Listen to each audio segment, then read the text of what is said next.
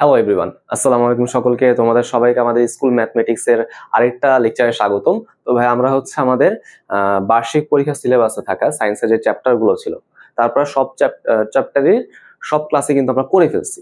আজকে আমাদের শেষ ক্লাস, সেটা আমাদের চ্যাপ্টার নাম্বার 14 এর সেকেন্ড ক্লাস। ওকে, এটার মাধ্যমে ইনশাল্লাহ আমরা আমাদের সিলেবাসে থাকা প্রত্যেকটা টপিক শেষ করব। এরপরে আমাদের কিছু সাজেশন ক্লাস বাকি আছে, সেগুলো আমি তোমাদের জন্য আপলোড করে দিব।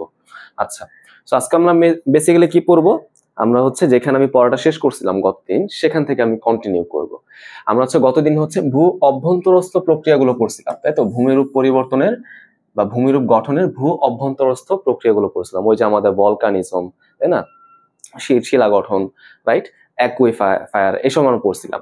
আজকে আমরা পড়বো ভূ বহিস্থ প্রক্রিয়া, অর্থাৎ যেসব প্রসেসগুলো পৃথিবীর যে মাটি আছে সেই মাটির বাহির থেকে কাজ করে। যেসব প্রসেসগুলো পৃথিবীর যে মাটি আছে সেই মাটির বাহির থেকে কাজ করে তারা ভূ বহিস্থ প্রক্রিয়া। দেখো লেখা আছে কি, ভূপৃষ্ঠের বাইরে যেসব বস্তু এবং শক্তি দ্বারা পরিচালিত হয় তারা আমাদের ভূ বহিস্থ প্রক্রিয়া।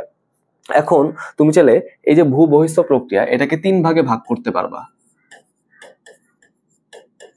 ভূ বহিস্থ প্রক্রিয়া এটাকে 3 ভাগে ভাগ করা সম্ভব। ওকে, সেই 3টা ভাগ কি কি আমি তোমাদের একটু বলে দিই। প্রথম ক্ষয় কার্য, যেটাকে আমরা বলতে পারি ইরোশন আমরা বলতে পারি, ঠিক আছে, যে প্রক্রিয়া ক্ষয় হয়। আচ্ছা, আমরা বিস্তারিত বলবো, সমস্যা নেই। এরপর আমাদের পরিবহন,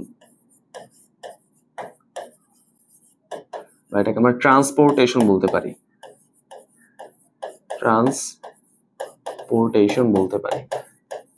ওকে।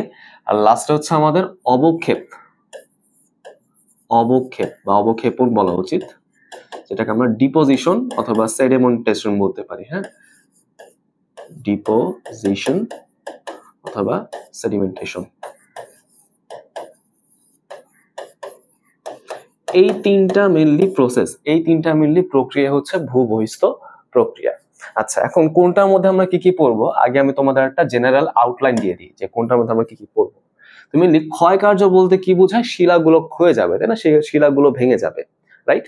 এই ভেঙে যাওয়ার প্রক্রিয়াটা মেইনলি হয় বিচূর্ণী ভবনের মাধ্যমে, ঠিক আছে। বিচূর্ণী ভবন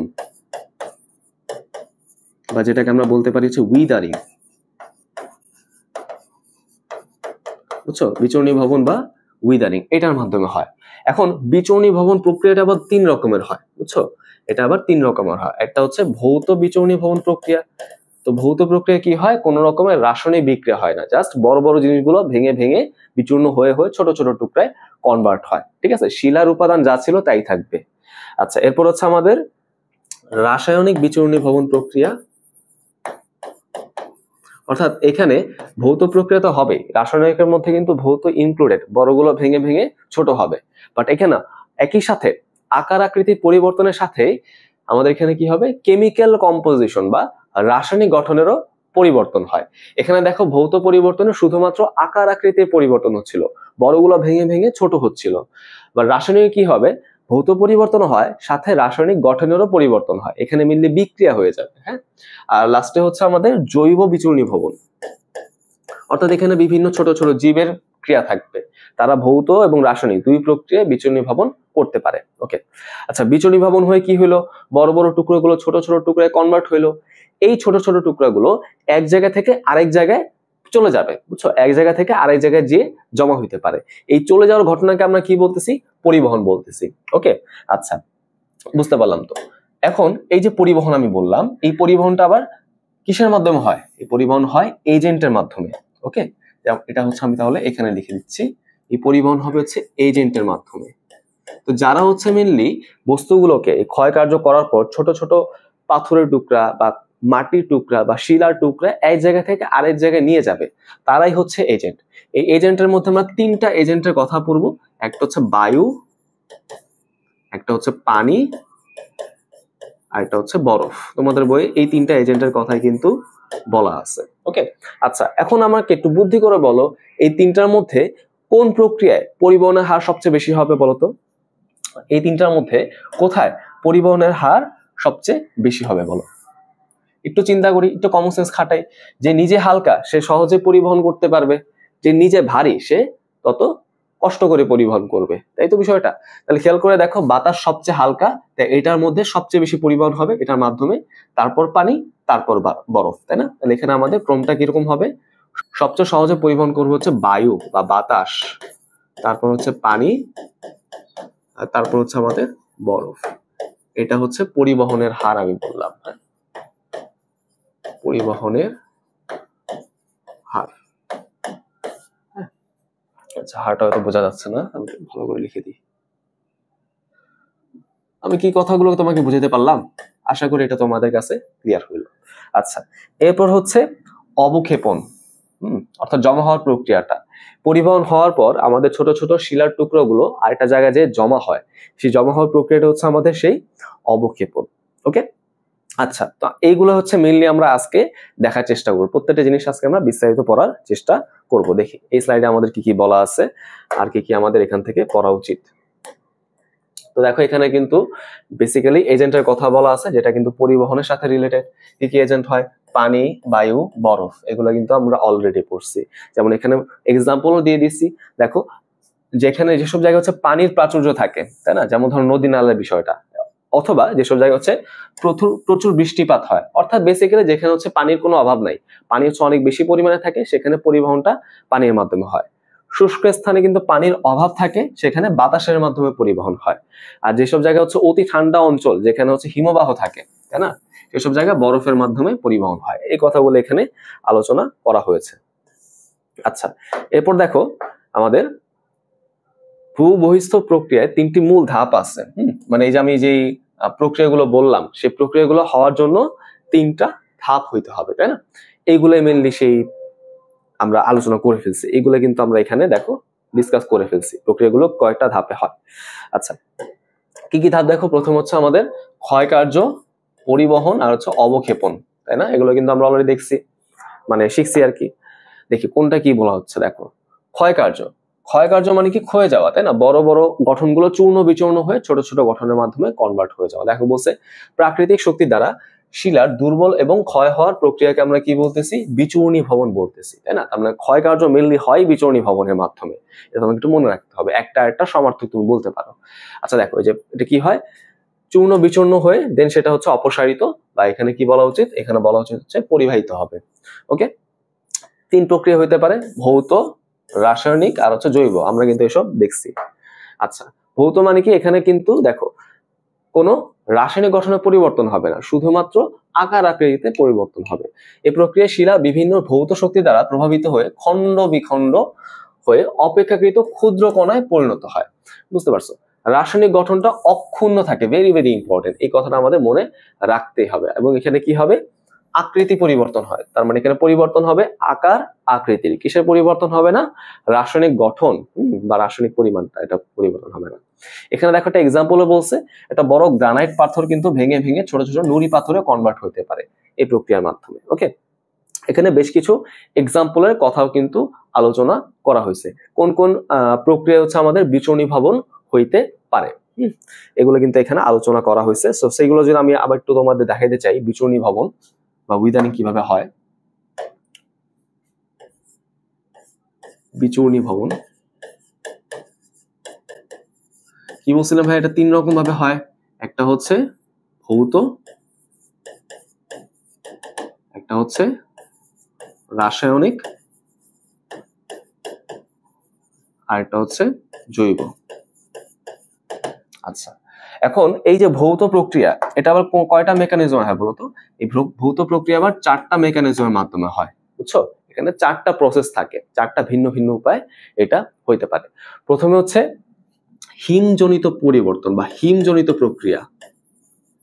হিমজনিত পরিবর্তন বা হিমজনিত প্রক্রিয়া, বুঝতে পারলাম, যেখানে বরফের মেইনলি প্রভাব থাকবে। এরপর হচ্ছে লবণ স্ফটিক গঠনজনিত পরিবর্তন। লবণ স্ফটিক গঠনজনিত পরিবর্তন বা গঠনজনিত প্রক্রিয়া, বুঝতে পারলাম। এরপর হচ্ছে আমাদের তাপ পরিবর্তন জনিত তাপ পরিবর্তন জনিত প্রক্রিয়া, বেশি গরম বেশি ঠান্ডা এরকম বিষয়টা। আর লাস্টে হচ্ছে আমাদের এক্সফোলিয়েশন,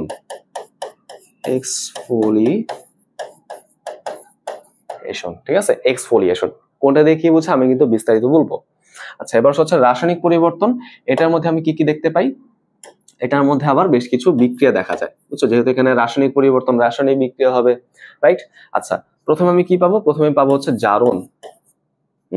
প্রথমে পাওয়া যাবে হচ্ছে জারণ, দেন পাবো আমরা পানি যোজন, যেটাকে আমরা হাইড্রেশন বলতে পারি। দেন হচ্ছে আর্দ্র বিশ্লেষণ, হাইড্রোলাইসিস। ওকে, এই তিনটে হচ্ছে আমাদের মেইন প্রক্রিয়া। জৈবর মধ্যে অত স্পেসিফিক করে কিছু নাই, যাই হোক। তো এইগুলো হচ্ছে আমরা মেইনলি এখন ডিসকাস করার চেষ্টা করব কোনটা দিয়ে কি বোঝায়। আচ্ছা, প্রথমে আসা হচ্ছে আমাদের ভৌত পরিবর্তন, তাই না? আচ্ছা দেখি, হ্যাঁ, প্রথমে আসা হচ্ছে আমাদের ভৌত পরিবর্তন। দেখো প্রথমে কি বলছে, হিমজনিত বা বরফজনিত প্রক্রিয়া, যেখানে অনেক বেশি ঠান্ডা পড়ে সেই সব জায়গায় কি হয় খেয়াল করে দেখো। অনেক বেশি ঠান্ডা যেখানে পড়ে, ধরো আমাদের এখানে কি আছে, মাটি, তাই না, বা শিলার খননের চিন্তা করো, এটা কোন একটা জায়গায় আমাদের কি হয়ে গেল, ফাটল তৈরি হলো, ছোট একটা ফাটল তৈরি হয়েছে, তাই না? এই ধরো এরকম ভাবে একটা ফাটল তৈরি হয়েছে, ওকে, ছোট একটা ফাটল, সিরিয়াস কিছু না। এখানে কি হয়েছে, এখানে হচ্ছে ওই জায়গায় যে বরফগুলো আছে সেগুলো গলে গলে এখানে পানি জমা হয়েছে, বুঝছো, পানি জমা হয়েছে। এখন ওই অঞ্চলে যখন রাত হয় তখন কিন্তু তাপমাত্রা সিগনিফিকেন্টলি কমে যায়। কমে গেলে কি হবে, পানি নিশ্চয়ই হচ্ছে বরফে কনভার্ট হয়ে যাবে।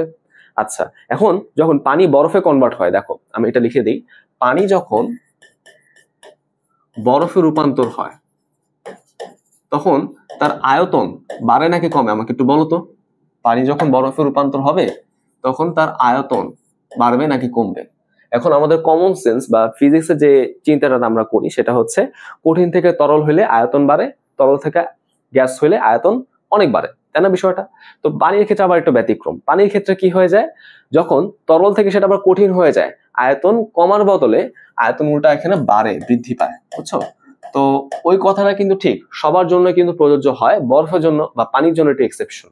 পানি যখন হিমায়িত হয়ে শীতল হয়ে বরফ হয়ে যায় তখন তার আয়তন কমার বদলে উল্টা আরো বাড়ে। তাহলে চিন্তা করে দেখো, এখানে যে পরিমাণ পানি ছিল যখন সেটা বরফে কনভার্ট হয়ে যাবে তখন সেটা কিন্তু এক্সপ্যান্ড করবে, তাই না, আয়তন বৃদ্ধি পাবে। সো আয়তন যদি বৃদ্ধি পায় সেটা কি করবে, এই পাথরের গায়ে কিন্তু বা এই ফাটলের গায়ে কিন্তু এক্সট্রা করে চাপ দিবে। তো এক্সট্রা করে চাপ দিলে কি হবে, এই ফাটলটা কিন্তু আরো বেশি ফেটে যাবে, তাই না? যে চাপ দেয় তাহলে এই জায়গাটা আরো বেশি ফেটে যাবে না, রাইট? আরো বেশি ফাটা মানে কি, আরো বেশি ফাটা মানে হচ্ছে এখানে আরো বেশি পানি আসতে পারবে, আরো বেশি জায়গা খালি হলে এখানে আরো বেশি পানি আসতে পারবে। আরো বেশি পানি আসা মানে আরো বেশি বরফ হওয়া, আরো বেশি বরফ মানে আরো বেশি ফাটল, এইভাবে করে করে সেটা সুন্দর মতো ভাবে পরিবর্তন হয়ে যায়, বুঝছো? এখান থেকেই সে এই জায়গা থেকে বড় বড় পাথরগুলো ছোট ছোট পাথরে এই প্রেশারের কারণে মেনলি কনভার্ট হয়। এটাই হচ্ছে আমাদের সেই তুমি বলতে পারো হচ্ছে হিমজনিত প্রক্রিয়া, তাই না? এই কথাগুলো এখানে মেনলি বলা হয়েছে। এই দেখো, দিনের বেলা হচ্ছে পানি প্রবেশ করে, রাতের বেলায় তার জমে কঠিন হয়ে যায়, পানি বরফে কনভার্ট হলে তার আয়তন কিন্তু বৃদ্ধি পায়, বেড়ে যায়, তাই না? এরকম বিষয়টা। ফলে সে ফাটলের গায়ে চাপ সৃষ্টি করে, ফাটল আরো বেশি বর্ধিত হয়, সেটা আরো বেশি ফেটে যায়। আচ্ছা, দেন সেটার মধ্যে কি হইতে পারে, আরো অধিক পানি যুক্ত হইতে পারে, তা আবার জমে যায় এবং এই প্রক্রিয়াটা কন্টিনিউ হইতে থাকে। এইভাবে কি হয়, কঠিন শিলাটা ভেঙে ভেঙে ক্ষুদ্র ক্ষুদ্র শিলায় পরিণত হয়। ওকে, তোমরা কি বিষয়টা বুঝতে পারছো? আশা করি এটা তোমাদের ক্লিয়ার। আচ্ছা, এবার সেকেন্ডে কি বলা হয়েছে, লবণ স্ফটিক গঠনজনিত সমস্যা। এখন বিষয় হচ্ছে আমাদের পানির মধ্যে কিন্তু সেটা পুরোপুরি পানি হয় না, তার মধ্যে কিছু লবণ মিশ্রিত থাকে, তাই না? তো এখানে একই রকম বিষয়টা, ছোট ফাটলের মধ্যে পানি যাবে, পানির মধ্যে লবণও থাকবে, তাই না? যখন হচ্ছে পানিটা হচ্ছে চলে যায়, হ্যাঁ, পানিটা ধরো জমে গেল অথবা অন্য কোনো প্রক্রিয়া হচ্ছে পানিটা বাষ্পীভূত হয়ে গেল, যে কোনো ভাবেই হোক না কেন পানিটা যদি চলে যায় সেখানে শুধুমাত্র লবণ থাকবে। এই লবণ জমে জমে সেই ফাটলের গায়ে হচ্ছে চাপ দেয়। ওকে, চাপ দিলে কি হবে, ফাটলটা আরো ফেটে যাবে, আরো বড় হয়ে যাবে, সেখানে বড় বড় কঠিন শিলাগুলো ছোট ছোট ক্ষুদ্র ক্ষুদ্র শিলায় পরিণত হবে। সেই কথাটা এখানে মেনলি বলা হয়েছে। এটা হচ্ছে দেখো বলাই আছে এই প্রক্রিয়াটি অনেকটা হিমজনিত প্রক্রিয়ার মতোই, জাস্ট এখানে কি হবে, এখানে হচ্ছে মেনলি পানি দ্রুত বাষ্পীভূত হয়, তার মানে সেই পানির মধ্যে যে লবণের স্ফটিক গুলা ছিল সেগুলো হচ্ছে আলটিমেটলি কি করবে, এখানে হচ্ছে চাপ দেওয়া শুরু করে, চাপ সৃষ্টি করা শুরু করে। ওকে, যার ফলে আগের মতো করেই আমাদের বিচরণী ভবনটা হয়। এরপর হচ্ছে আমাদের তাপের পরিবর্তনজনিত জিনিসটা, ঠিক আছে। চিন্তা করে দেখো, এমন যদি হয় যে আমাদের শিলার মধ্যে যে উপাদানগুলো আছে সেগুলা কিছু উপাদান অনেক বেশি তাপমাত্রায় হচ্ছে আয়তন বৃদ্ধি পায়, ঠিক আছে, অনেক বেশি তাপমাত্রায় তাদের মধ্যে গতিশক্তি বৃদ্ধি পায়, ছোটাছুটি বেড়ে যায়, যার ফলে আয়তন বৃদ্ধি পায়। তো আয়তন বৃদ্ধি পাওয়া মানে কি, সে প্রসারিত হবে। প্রসারিত হওয়া মানে কি, আশেপাশে যেসব উপাদান আছে তাদের গায়ে হচ্ছে চাপ সৃষ্টি করা শুরু করে। আমি যদি একটু জিনিসটা ছবির মাধ্যমে দেখানোর চেষ্টা করি, লেটস সে এই যে আমাদের শিলাগুলো আছে, এরকম ভাবে আমাদের শিলাগুলো আছে, হ্যাঁ, বিভিন্ন আকারের শিলাগুলো আছে। আমি বললাম কি এখানে আমি তাপমাত্রা অনেক বাড়ায় ফেললাম, যার ফলে কি হলো, এই যে শিলাটা আছে এই শিলার উপর তার একটা প্রভাব পড়লো। এই শিলার মধ্যে যে উপাদানগুলো আছে তারা হচ্ছে এই তাপ শক্তি শোষণ করে প্রসারিত হবে। তো প্রসারিত হওয়া মানে কি বুঝতেই পারতেছো, সে কি করবে, আশেপাশে যে পাথরগুলো আছে সেই পাথর উপর প্রেসার দেওয়া শুরু করবে, তাই না। এই প্রেসার পেয়ে কি করবে, এই পাথরগুলো হচ্ছে আস্তে আস্তে ফেটে যাবে। ফেটে এটার মধ্যে কি হবে, এটার মধ্যে হচ্ছে ক্ষুদ্র ক্ষুদ্র প্রক্রিয়ায় মানে ক্ষুদ্র ক্ষুদ্র শিলা তৈরি হওয়ার প্রক্রিয়া শুরু হবে। বুঝতে পারছো তো, এই জিনিসটা বেসিক্যালি এখানে আলোচনা করা হয়েছে। দেখো, দিনে যখন সূর্যের তাপে শিলাগুলো থাকে তখন সেটা হচ্ছে প্রসারিত হয়ে যায় এবং রাতে সংকুচিত হয়। যখন সেটা মেইনলি প্রসারিত হয় তখন সেটা বিভিন্ন অংশে চাপের তৈরি করে সেখানে ভাঙন তৈরি করে। ওকে, বিষয়টা কি বুঝতে পারছি? আশা করি এটা আমাদের ক্লিয়ার হইলো। আচ্ছা, এরপর হচ্ছে এক্সফোলিয়েশন। এক্সফোলিয়েশন বলতে আসলে কি বোঝায়? এক্সফোলিয়েশন কথাটা মানে হচ্ছে ক্ষয়ে যাওয়া, তাই না। এখানে তো আমরা ক্ষয়ে যাওয়ার প্রসেস গুলোই পড়তেছি, রাইট। তাহলে এক্সফোলিয়েশন কিভাবে হচ্ছে ডিফারেন্ট হইতে পারে, দেখো আমি যদি এক্সফোলিয়েশন কথাটা একটু ব্যাখ্যা করার চেষ্টা করি, দেখো আমি এখানে একটু দেখাচ্ছি, ঠিক আছে। এক্সফোলিয়েশন বিষয়টা কি, ধরো তোমার কাছে একটা এরকম ভাবে একটা সুন্দর একটা কাঠের টুকরা আছে, এরকম ভাবে আমাদের কি আছে বলতো, কাঠের টুকরা আছে। ধরো এই সে আমাদের কাঠের টুকরা। ওকে, আমি কি করলাম, আমি এটার গায়ে হচ্ছে এরকম ভাবে আঁচড় কাটলাম, তাহলে কি হবে, এরকম লম্বা বরাবর এরকম বিভিন্ন সূক্ষ্ম সূক্ষ্ম ফাটল তৈরি হবে না, সূক্ষ্ম সূক্ষ্ম ফাটল তৈরি হবে।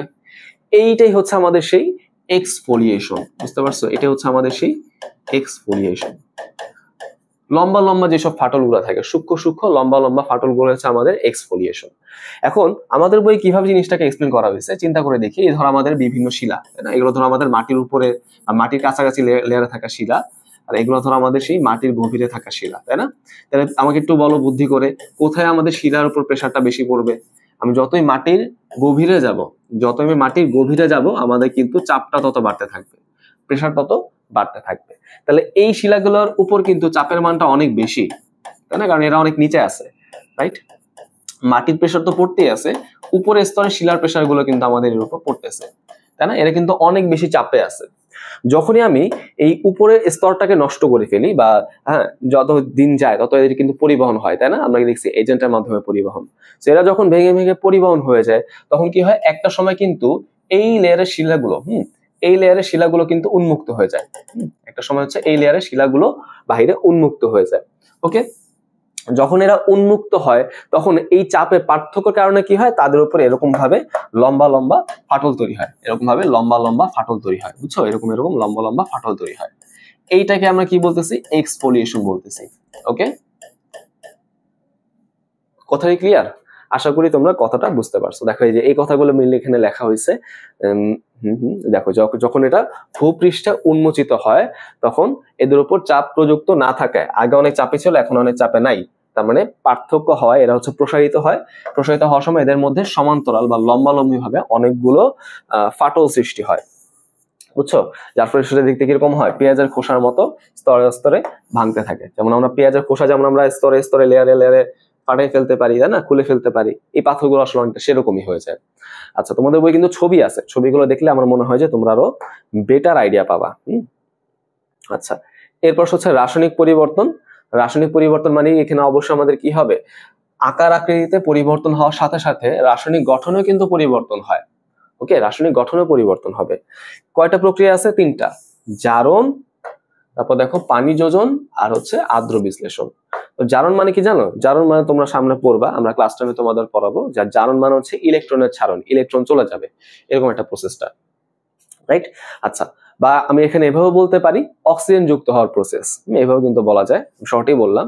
তো মেইনলি যখন এটা বায়ু এবং পানিতে দ্রবীভূত থাকে তখন বাতাস এবং পানির যে অক্সিজেনটা আছে সেই অক্সিজেনের সাথে এই শিলার উপাদানগুলো হচ্ছে বিক্রিয়া করে ফেলে। বিক্রিয়া করে তারা হচ্ছে বিভিন্ন অক্সাইড এবং হাইড্রোক্সাইড তৈরি করে, যে গঠনগুলা নরমালি একটু দুর্বল প্রকৃতির হয়, বুঝছো? এটা হচ্ছে অনেকটা গঠনগতভাবে দুর্বল হয়, যার ফলে সেটা সহজেই ভেঙে যায়। ওকে, তার মানে জারণ হওয়ার মাধ্যমে কিন্তু আমাদের পদার্থটা ফেটে যেতে পারে। তারপর দেখো পানি যোজন, অর্থাৎ পানি যুক্ত হয়ে যাবে, তাই না? কোনো যৌগের সাথে যদি পানি যুক্ত হয়ে যায় তাহলে সেটা কি হয়ে যাবে? সেটা হচ্ছে ক্লে বা কাদা মাটিতে কনভার্ট হতে পারে। যেমন বলা আছে কি, দেখো আমাদের গ্রানাইট শিলায়, গ্রানাইট শিলার একটা উপাদান হচ্ছে ফেলসপার।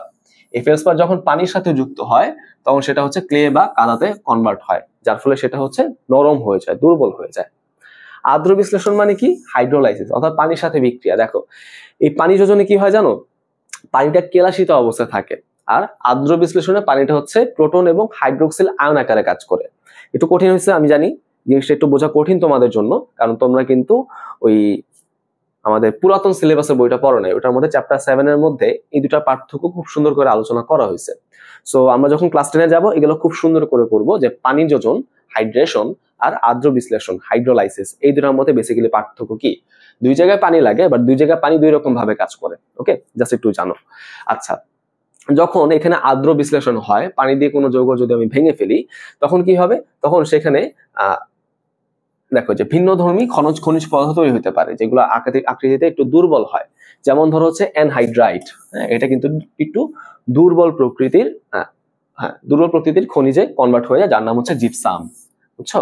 অ্যানহাইড্রাইট কিন্তু শক্ত, বাট এটা আর্দ্র বিশ্লেষণ হয়ে তৈরি করে হচ্ছে জিপসাম, যেটা একটু দুর্বল হয়। আচ্ছা, গেল। এরপর হচ্ছে অম্লীয় বিক্রিয়াজনিত। তো এটা একটা স্পেশাল টাইপের তুমি বলতে পারো, হ্যাঁ, স্পেশাল টাইপের তুমি বিক্রিয়া বলতে পারো। তো আমরা যে 3টা প্রসেস পড়ছিলাম তার সাথে এটা হচ্ছে একটা চতুর্থ প্রসেস।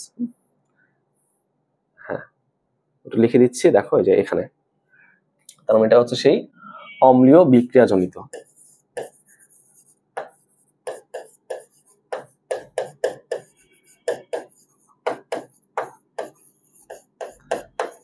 আসলে অম্লীয় বিক্রিয়াটা আসলে তুমি এখানে জারণের মধ্যে ইনক্লুড করতে পারো। তো যাই হোক, আমাদের বই যেহেতু আলাদা করে লেখা আছে, আমরা আলাদা করেই পড়লাম, সমস্যা নাই।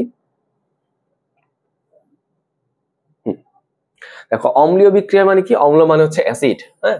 তার মানে যদি আমাদের বিক্রিয়ায় অ্যাসিড তৈরি হয় তখন যে সমস্যাগুলো তৈরি হয়, তখন যে পরিবর্তনগুলো তৈরি হয়, সেটাই হচ্ছে আমাদের সেই অম্লীয় বিক্রিয়াজনিত পরিবর্তন।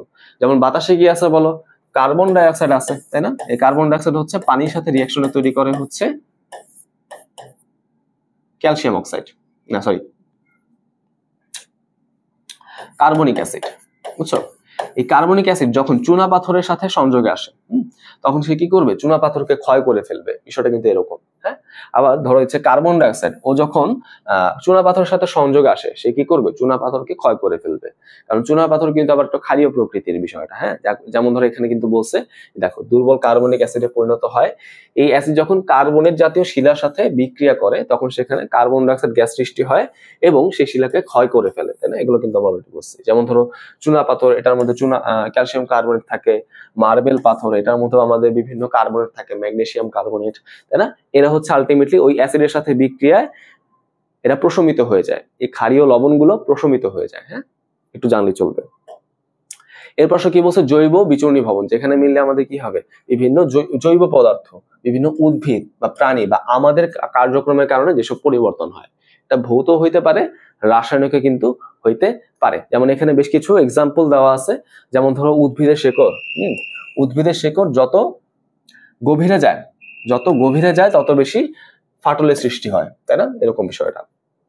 আচ্ছা, তারপর দেখো হচ্ছে হ্যাঁ, এই কথাটা মিলে এখানে বলা হয়েছে। তারপর দেখো এখানে এই জিনিসটা, বট গাছ বা পাকুর গাছ, ওদের কিন্তু মেনলি কি থাকে? অস্থানিক মূল থাকে, তাই না? অস্থানিক মূল থাকে। সেই অস্থানিক মূলগুলো আমাদের হচ্ছে দেয়াল বা ছাদে ফাটল সৃষ্টি করতে পারে। যেহেতু অস্থানিক মূল, সে কিন্তু মাটির গভীরে না যায়, বিভিন্ন ডিরেকশনে চলে যাবে। আচ্ছা, তারপর দেখো যে ছোট ছোট অণুজীবের কারণে কিন্তু এসব হইতে পারে। এই অণুজীব থেকে যেসব রাসায়নিক পদার্থ ক্ষরণ হয় তার জন্য কিন্তু আমাদের এই ক্ষয়গুলো হইতে পারে। আচ্ছা, জাস্ট জানলেই চলবে এগুলা। এবার আমাদের পরিবহন বা ট্রান্সপোর্টেশন কি দিয়ে হয়? এজেন্ট দ্বারা হয়, তাই না? আমরা কিন্তু অলরেডি পড়ছি। দেখো যে বিচূর্ণী ভবনের পর পানি, বায়ু এবং বরফ দ্বারা সেগুলো কি হয়? সেগুলো হচ্ছে পরিবাহিত হয়, রাইট? এগুলো কিন্তু আমরা অলরেডি দেখছি। এই দেখো কি দ্বারা পরিবাহিত হচ্ছে, তার উপর সেই পরিবহনের গতি ডিপেন্ড করে। আমরা কি বলছিলাম? সবচেয়ে ফার্স্ট কে হয়? বায়ু, তাই না? বাতাস, তারপর পানি, তারপর হচ্ছে বরফ, এরকম বিষয়টা। আচ্ছা, সব ক্ষেত্রে তো আমাদের সব এজেন্ট নাই, তাই না? যেখানে যে এজেন্টটা সুটেবল সেখানে সেই এজেন্টই কাজ করে। যেমন নদীতে অনেক পরিমাণ পানি আছে, এখানে কি বরফ পাওয়া যায়? না, তাই না? এখানে তো বাতাস অত ইম্পর্টেন্ট ফ্যাক্টর না, যেহেতু পানির পরিমাণটা বেশি। সেখানে কি হয়? পানির মাধ্যমে আলটিমেটলি আমাদের কি হবে? আমাদের ওই পদার্থগুলো, হ্যাঁ, ভেঙে যাওয়া যে ক্ষুদ্র ক্ষুদ্র শিলা বা মাটি কণা, সেগুলো পরিবাহিত হবে। আমরা কি জানি? এই পানির নিচে যে মাটিটা সেটা অনেক উর্বর প্রকৃতির হয়, তাই না? রাইট? তোমরা নদীর নিচে যে মাটিটা দেখবা সেটা একরকম হয়, আর আমাদের রাস্তার যে কাঁচা মাটির যে রাস্তাটা হয় সেটা আবার অন্যরকম হয়। সো কেন এরকম ডিফারেন্স? কারণ নদীর নিচে যে মাটিটা, নদীর পানির নিচে যে মাটিটা, সেটার মধ্যে অনেক পরিমাণ পলি জমা থাকে, যেগুলো হচ্ছে মাটিকে উর্বর করতে সাহায্য করে। বুঝছো? পলি মানে হচ্ছে একটা পদার্থ, তুমি বলতে পারো একটা পদার্থ, একটা মিশ্রণ। সেই মিশ্রণের কারণে জমিটা অনেক বেশি ফসল ফলাইতে পারে। ওকে, বিষয়টা কিন্তু এরকম। তো মেনলি আমাদের বাংলাদেশের কথা চিন্তা করে দেখো, আমাদের বাংলাদেশে কিন্তু প্রচুর পরিমাণ নদী আছে, তাই না? এই নদীর এই পলি মাটি জমা হয়ে হয়ে কিন্তু আমাদের পুরো বাংলাদেশে তৈরি হয়েছে। এই জন্য বাংলাদেশে বেশিরভাগই কিন্তু ফসল ফলানোর জন্য ভালো, ফসল ফলানোর জন্য উর্বর মাটি। এই জন্যই কিন্তু বাংলাদেশের জনসংখ্যা অনেক বেশি, তাই না? এই যে বাংলাদেশ, ইন্ডিয়া, চায়না, এসব জায়গায় এত পরিমাণ মানুষ কেন? কারণ এইসব জায়গায় হচ্ছে অনেক বেশি পরিমাণ নদী পাওয়া যায়, নদীর মধ্যে অনেক বেশি পরিমাণ পলিমাটি পাওয়া যায়, তার জন্য সেই মাটিগুলো বেশি উর্বর হয়, সেখানে বেশি কাল্টিভেশন করা যায়, চাষবাস করা যায়, এই জন্য সেখানে বেশি মানুষ থাকতে পছন্দ করে। এরকম বিষয়টা। আচ্ছা, ঠিক আছে। তারপর দেখো হচ্ছে আমাদের এখানে বরফ বা হিমবাহের যে পরিবহনটা, সেটা কিন্তু অনেক ধীর গতিতে হয়, তাই তো? বরফ এত সহজে আমাদের নাড়াচাড়া করা যায় না, রাইট? এরকম বিষয়টা। আচ্ছা, তারপর দেখো যে বাতাসের কারণে কি হয়? গতি ভিন্ন রকম হইতে পারে, নরমালি একটু ফাস্টই হয়। দেখো অত কিছু আমাদের দরকার নেই। এবার আসা হচ্ছে এখানে কিন্তু আরো কিছু এক্সাম্পল মেনলি দেওয়া হয়েছে, যেগুলো আমরা অলরেডি মোটামুটি আলোচনা করেই ফেলছি, তাই তো? এখানে আর স্পেশাল করে কিছু পড়ার নাই। এখানে একটা এক্সাম্পল দেওয়া আছে যে আফ্রিকার মরুভূমি, তাই না? আমরা কিন্তু জানি আফ্রিকা কি থাকে? সাহারা মরুভূমি। সেখান থেকে মিহিসিল জাতীয় ধূলিকণাগুলো কিন্তু একদম ওই আমাদের অ্যামাজন রেইন ফরেস্ট, তাই না? আটলান্টিক মহাসাগর পার দিয়ে দক্ষিণ আমেরিকার অ্যামাজন রেইন ফরেস্ট সেখানে চলে যায়, বুঝছো? তার মানে সেখানে যে বালিগুলো পাওয়া যায় তার সাথে কিন্তু সাহারা মরুভূমির বালির একটা গঠনগত মিল আছে। তাহলে বাতাসে পাওয়ার কতটুকু তুমি চিন্তা করো। ওই আফ্রিকা আর ওই দক্ষিণ আমেরিকা মাঝখানে কিন্তু বিশাল একটা সাগর আছে, আটলান্টিক মহাসাগর আছে, তাই না? এই মহাসাগর দিয়ে পার হয়ে হয়ে সেটা হচ্ছে ওই দক্ষিণ আমেরিকা চলে গেছে। তাহলে আমাদের পরিবহনের গুরুত্বটা কত বেশি দেখো তাহলে। আচ্ছা, গেল। এরপর হচ্ছে অবক্ষেপণ বা ডিপোজিশন বা সেডিমেন্টেশন, তাই তো? অবক্ষেপণ মানে কি? এই যে কঠিন কঠিন ক্ষুদ্র ক্ষুদ্র পদার্থগুলো আছে, তারা পরিবহন হয়ে একটা নির্দিষ্ট জায়গায় যায়, সেই জায়গায় যে সেই জিনিসগুলো হচ্ছে জমা হওয়া শুরু করে, বুঝছো? সেই জিনিসগুলো হচ্ছে কালেক্ট হওয়া শুরু করে। সেই কালেক্ট হওয়ার প্রসেসটাকে আমরা কি বলবো? অবক্ষেপণ বলে থাকি। দেখো যে কি বলছে, অবশেষে সেটা হচ্ছে বিভিন্ন স্থানে জমা হওয়া শুরু করে, জমা হয়ে সে বিভিন্ন ভূমিরূপ তৈরি করা শুরু করে, যেমন সমতল ভূমি, মালভূমি, পাহাড় পর্বত, তাই না? হিমবাহ, এইসব জিনিসপাতি তারা তৈরি করা শুরু করে। যেমন ধর এখানে বলছে, দেখো যে নদীর পলিমাটি জমা হয়ে কি তৈরি করবে? প্লাবন ভূমি তৈরি করবে। প্লাবন ভূমি মানে একসময় যেখানে নদী প্রবাহিত হইতো, এখন প্রবাহিত হয় না, সে মাটিটা কিন্তু বেশ উর্বর হয়, কারণ সেখানে কি আছে? পলিমাটি আছে। আচ্ছা, সমুদ্রে নদীর পানি যেখানে মিশে যায় সেখানে তৈরি হয় বদ্বীপ। পৃথিবীর সবচেয়ে বড় বদ্বীপ কোনটা বলতো? বাংলাদেশ। কারণ বাংলাদেশে যে উপর দিয়ে যেসব নদী প্রবাহিত হয়েছে, পদ্মা, মেঘনা, যমুনা, এইসবগুলো হচ্ছে আলটিমেটলি বঙ্গোপসাগরে মিলিত হয়েছে। তো মেনলি বঙ্গোপসাগরের তীরে এই মাটি তৈরি হওয়ার প্রসেস, মাটি তৈরি হয়েছে কিন্তু এই প্রক্রিয়ায়, বুঝছো? এই অবক্ষেপণ প্রক্রিয়ায়। তোমরা জেনে হয়তো অবাক হবা যে বিষয়টা কিরকম। যখন আমাদের আদি যে পৃথিবীটা ছিল, প্রথম দিকে যে পৃথিবীটা, তার মানচিত্র কিন্তু বর্তমান সময়ের সাথে মিলবে না, বুঝছো? সেখানে আমাদের ল্যান্ড মাস গুলা বিভিন্নভাবে যুক্ত ছিল। একটা সময় দেখা গেল কি, এই যে আমাদের ইন্ডিয়ান প্লেট, তোমরা টেকটনিক প্লেটের নাম শুনছো না? গত লেকচারে আমরা আলোচনা করছি। এই ইন্ডিয়ান প্লেটটা আগে হচ্ছে আমাদের আফ্রিকান প্লেট এবং অস্ট্রেলিয়ান প্লেটের সাথে যুক্ত ছিল। সেটা সেখান থেকে ভেঙে সুন্দর মতো ইউরেশিয়ান প্লেটের সাথে যুক্ত হয়ে গেছে। যখন ইউরেশিয়ান প্লেটের সাথে ইন্ডিয়ান প্লেটটা যুক্ত হয়েছে, সেখানে সংঘর্ষের কারণে তৈরি হয়েছে কি? আমাদের হিমালয় পর্বতমালা, তাই না? রাইট? তো ওই ইন্ডিয়ান প্লেটের মধ্যে কিন্তু বাংলাদেশ বলে কিছুই ছিল না। বাংলাদেশের জায়গাটা পুরোটা পানি ছিল, বুঝতে পারছো? বাট আস্তে আস্তে যখন হিমালয় পর্বতমালা তৈরি হলো, সেখানে বরফ জমা হয়েছে, তাই না? সেই বরফ গলে গলে বিভিন্ন নদী তৈরি হয়েছে। এই নদীগুলো হচ্ছে আস্তে আস্তে আমাদের ইন্ডিয়া এবং বাংলাদেশের উপর দিয়ে পরিবাহিত হয়েছে। সো বাংলাদেশ এবং ইন্ডিয়া যে নর্থ ইস্টার্ন রিজনটা আছে, তাই না, তারপর হচ্ছে মায়ানমারের যে আরাকান রিজনটা আছে, এগুলা কিন্তু আগে ছিল না। নদীগুলো তৈরি হওয়ার পর তারা এই পলিমাটি কালেক্ট করে করে সেই জায়গাগুলোকে তৈরি করছে। তো মেইনলি যেগুলো নদীর কারণে তৈরি হয়েছে, যেসব মাটিগুলো নদীর পলিমাটির দ্বারা তৈরি হয়েছে, তাদেরকে আমরা কি বলতেছি? বদ্বীপ বলতেছি। পৃথিবীর সবচেয়ে বড় বদ্বীপ কোনটা? বাংলাদেশ। বুঝতে পারছে আশা করি। আচ্ছা, তারপর দেখো বায়ুবাহিত ধূলিকণা, বাতাসের মাধ্যমে যে ধূলিকণাগুলো ট্রাভেল হয়, তাদেরকে আমরা কি বলি? তারা ট্রাভেল হয়েছে একটা উর্বর ভূমি তৈরি করে, যেখানে চাষাবাদ করা খুবই ইজি, যেখানে মেনলি বেলে মাটি মেনলি পাওয়া যায়। তোমরা হয়তো সামনে বা আগের শ্রেণীতে তোমরা যদি কৃষি শিক্ষা বইটা পড়ে আসো, তোমরা দেখবা যে মাটি হচ্ছে 3 রকমের হয়: বেলে মাটি, দোআঁশ মাটি আর হচ্ছে এঁটেল মাটি, তাই না? তো বেলে মাটিগুলো অনেক ঝুরঝরা হয়, যেখানে হচ্ছে আমাদের বাদাম চাষ করা, তরমুজ চাষ করা, এসব ফল ফলাদি যেগুলো হচ্ছে কম পানিতে বাঁচতে পারে, সেগুলো চাষ করা সহজ। সো মেইনলি সেই সব ভূমি তৈরি করে কিসের মাধ্যমে? সেসব ভূমি তৈরি হয়েছে বায়ুবাহিত ধূলিকণা জমা হয়ে, তাই না? এইসব উর্বর ভূমির একটা স্পেশাল নাম হচ্ছে লোয়েস। তো পরীক্ষার জন্য খুব গুরুত্বপূর্ণ লোয়েস কি, এরকম বলতেই পারে। তারপর দেখো মরুভূমি বিভিন্ন বারিয়ালি বা যেটাকে আমরা স্যান্ড ডিউন্স বলি, তাই না? তোমরা যদি এখন মরুভূমি লিখে সার্চ করো, সাহারা মরুভূমি, দেখবা যে অনেক জায়গায় এরকম কি হয়েছে, ধুলি কণা জমা হয়ে এরকম বড় বড় পাহাড়ের মতো, হ্যাঁ, ঢিবির মতো আসলে তৈরি করছে। সেই ঢিবিগুলোকে আমরা কি বলতেছি? বালিয়ারি বলতেছি। ওকে, এরকম হইতে পারে। আচ্ছা, তারপর দেখো হিমবাহী দ্বারা হিমবাহ দ্বারা পরিবাহিত অবক্ষেপ জমা হয়ে বিভিন্ন ধরনের মোরেইন তৈরি করে, বুঝছো? বিভিন্ন ধরনের মোরেইন নামক ভূমিরূপ তৈরি করে। অর্থাৎ তুমি মেনলি পাহাড় অঞ্চলে, ঠান্ডা অঞ্চলে, সাইবেরিয়ান অঞ্চলে যেখানে তুষারপাত হয়, হ্যাঁ, বরফে মাটি ঢাকা থাকে, সেই সব মাটির গঠনটাকে আমরা কি বলতেছি? মোরেইন বলতেছি। এটা কিন্তু আমাদের জ্ঞানমূলকের জন্য বা এক কথা উত্তরের জন্য খুব গুরুত্বপূর্ণ। আচ্ছা, পরে আসি। বলতে দেখো বিভিন্ন ভূমিরূপে জীববৈচিত্র্যের ধরন, ঠিক আছে? এই যে আমাদের মাটির গঠন, এটা আসলে সেখানে প্রাণীর বৈচিত্র্যের উপর কিভাবে প্রভাব বিস্তার করতে পারে, সেটাই মেনলি আমাদের এখানে আলোচনা করা হয়েছে। ওকে, চিন্তা করে দেখো, আমাদের নদীতে থাকা মাছের প্রজাতি সাগরের মাছের প্রজাতির সাথে কি মিলে না? কিন্তু নদীতে আমরা কি পাই?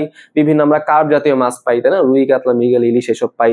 তারপরে এখানে বিভিন্ন প্রাণী পাওয়া যায়, চিংড়ি পাওয়া যায়, তাই তো? আর তারপর ধর হচ্ছে কুমির পাওয়া যায়। এইগুলো কিন্তু সাগরে পাওয়া যাচ্ছে না। সাগরে হাঙর পাওয়া যায়, তিমি পাওয়া যায়, তাই না? তুমি কি পদ্মা নদীতে তিমি পাবা? তিমি পাবা না। তো মেইনলি আমাদের এই ভূমিরূপগুলো বা এই যে আমাদের যে বাস্তুতন্ত্রগুলো, হ্যাঁ, এই যে আমাদের যে ভূমিরূপ বা এখানে যে আমাদের পরিবেশের উপাদানগুলো আছে, সেগুলো কিন্তু প্রাণীর প্রজাতির উপর একটা গুরুত্বপূর্ণ ভূমিকা রাখে, বুঝছো? এরকম বিষয়টা মিললে আলোচনা করা হয়েছে। এগুলো কিন্তু তোমাদের এখানেও মিললি বলা হয়েছে ছোট ছোট আকারে।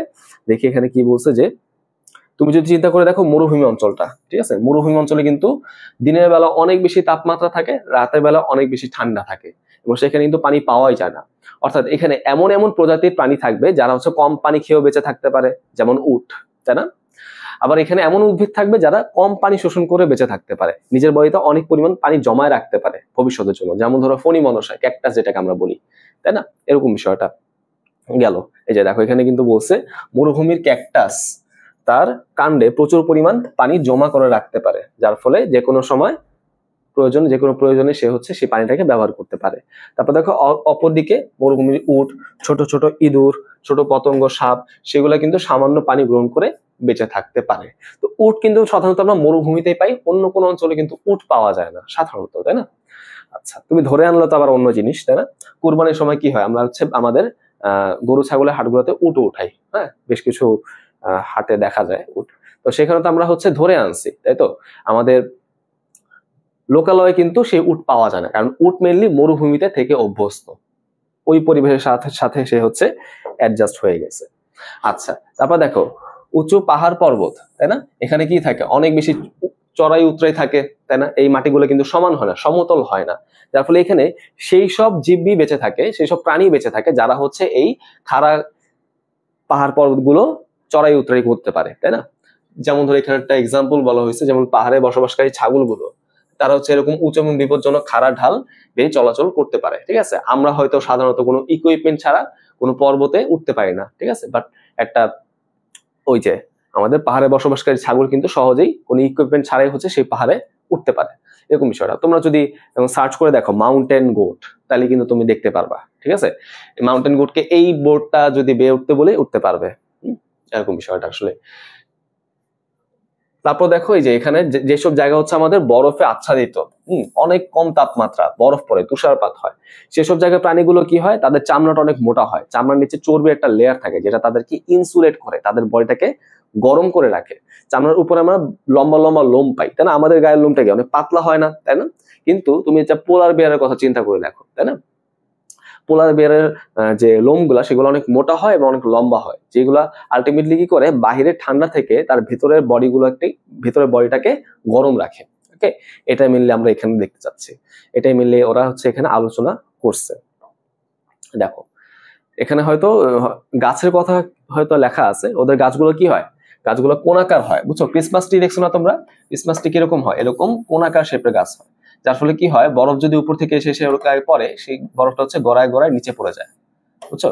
গড়ায় গড়ায় নিচে পড়ে যায়, যার ফলে পাতাটা হচ্ছে সূর্যের আলোর জন্য ওপেন থাকে, নাহলে বরফ জমা হয়ে তো পাতা আর সূর্যের আলো গ্রহণ করতে পারবে না, যার ফলে পাতাটা তো মারা যাবে, তাই না? গাছটা তো আস্তে আস্তে মারা যাবে।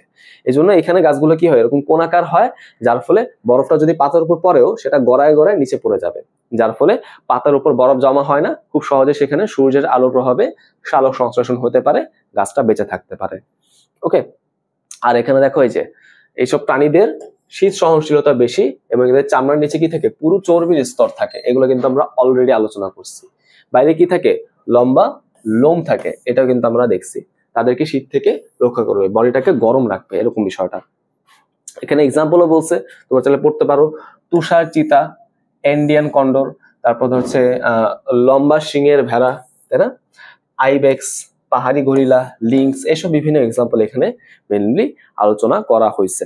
তো এই আজকের লেকচার, এখান থেকে তার তেমন কিছু পড়ার নাই। সো এই চ্যাপ্টারটা একটু বোরিং, এখানে এক্সপ্লেনেশনের পয়েন্টগুলো খুব কম, তাই না? রিডিং পড়ো তো, এটা কিন্তু আমরা ওই ফিজিক্স বা আমাদের কেমিস্ট্রি বাকি চ্যাপ্টারের মতো এত বুঝে বুঝে পড়ার টপিক খুব কম। মেনলি তোমরা যদি এটা একটু রিডিং পড়ো তাহলে কিন্তু তোমরা বুঝতে পারবা। সো আজকের লেকচারের মাধ্যমে আমরা সায়েন্সের চ্যাপ্টারগুলো শেষ করলাম। ইনশাল্লাহ সামনে তোমাদের সাথে আমার সাজেশন ক্লাস নিয়ে দেখা হবে। ততদিন সবাই ভালো থাকো। আসসালামু আলাইকুম।